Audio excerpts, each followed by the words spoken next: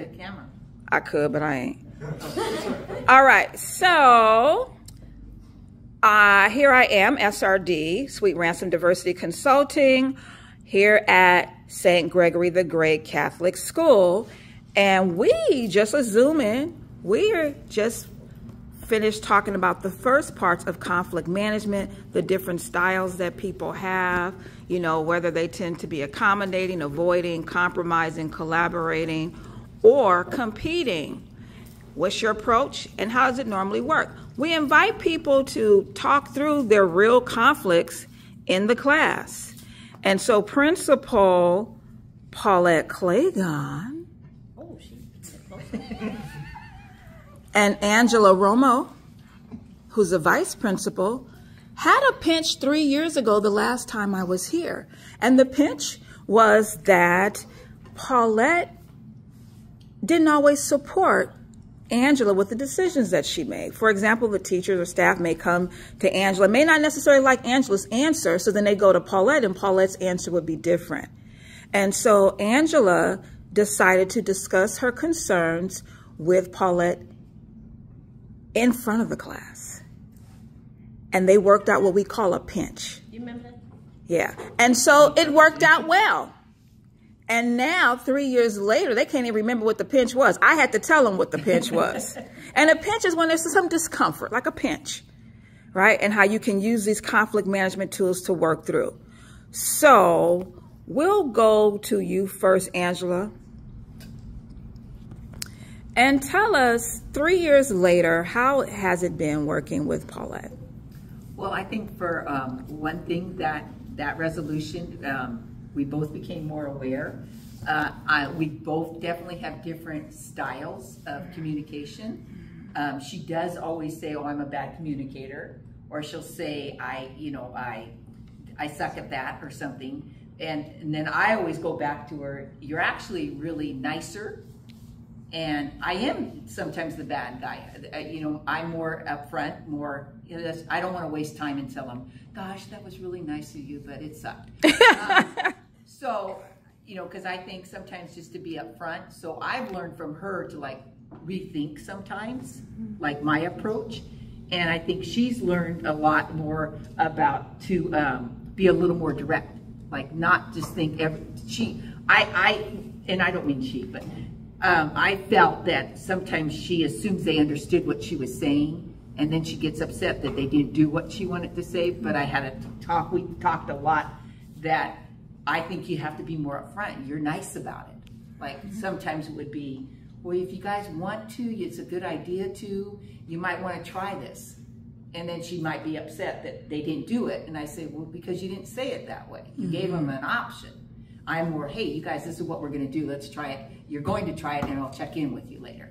So I think we both learned a lot from each other, and we communicate a lot better. Love it. And when I feel any which way, like, hey, Paulette, this is what happened, you know, I said yes to them, or I told them no, and right away we own it and clear it up right then, so it doesn't stew.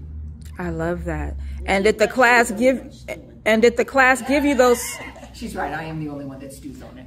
And did the class give you the tools you need so that you could do that and continue? It opened the door. It definitely opened the door and gave us, like, you know, ideas what to work on and how to approach it in a different way. Got it. Let's go to you, Paulette. How have things been for you? And I think it's been a work in progress, because I think sometimes we still have, you know, some of those hiccups. And if we're going to have, you know, strength in the group that we're leading, then we have to be strong and we have to be on the, you know, same page, right? So some, you know, discussion before we might present something usually helps, because then I know, you know, her perspective, where she's coming from, you know, and I try to listen to that before, you know, we might say, this is what we want to do. So I think that's been really helpful, because that's that piece about, well, at least for me, being decisive, you know, even a little bit of following through, which I still need a lot of practice on, because I still feel like I get 50% of what I asked for, but that's a whole nother story. Anyway, yeah, and you know, there are all of those things that we talk about. Sometimes you have to compromise. I think I over accommodate, which gives people more crutches or more excuses for not, you know, bringing their A game.